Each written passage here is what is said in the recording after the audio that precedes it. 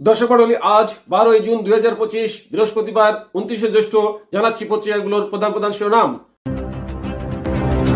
সর্বপ্রথম Ittefaq main heading করছে, বিদেশে অর্থ পাচারের অভিযুক্ত ধনকুবেরদের সঙ্গে সমঝোতার কথা ভাবছে বাংলাদেশ।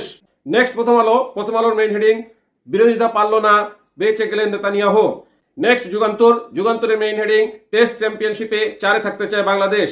এরপর ভোরের কাগজের মেইন হেডিং, 133 যাত্রী নিয়ে গুজরাটে বিমান বিধ্বস্ত। নেক্সট জনকণ্ঠের মেইন হেডিং, ট্রাম্পের বিরুদ্ধে বিক্ষোভ, সারা দেশে ছড়িয়ে পড়ছে কারফিউ জারি সহ চলছে গণগ্রেপ্তার। এরপর ইনক্লাবের মেইন হেডিং, বিচারপতির বাসভবন, সুপ্রিম কোর্ট এলাকায় সভা সমাবেশ নিষিদ্ধ। নেক্সট আমাদের সময়ের মেইন হেডিং, তারেক রহমানের দেশে ফিরতে কোনো বাধা নেই, স্বরাষ্ট্র উপদেষ্টা। এরপর কালের মেইন হেডিং, বেসরকারি খাতে ঋণ প্রবৃদ্ধি তলানিতে। নেক্সট জয় দিনের মেইন হেডিং, প্রস্তুত ইসরায়েল যে কোনো সময় ইরানে হামলা।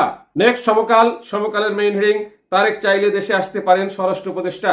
নেক্সট মানবজমিনের মেইন হেডিং, তারেক রহমানের যে কোনো দিন দেশে ফিরতে কোনো ধরনের অসুবিধা নেই। নেক্সট বিবিসি নিউজের মেইন হেডিং, শত শত গ্রেপ্তারের পর শান্ত হয়েছে লস অ্যাঞ্জেলস। এরপর আরটিভি নিউজের মেইন হেডিং, ভারতের 242 যাত্রী নিয়ে বিমান বিধ্বস্ত। এই ছিল পত্রিকাগুলোর প্রধান শিরোনাম। সাথে থাকার জন্য ধন্যবাদ। আসসালামু আলাইকুম।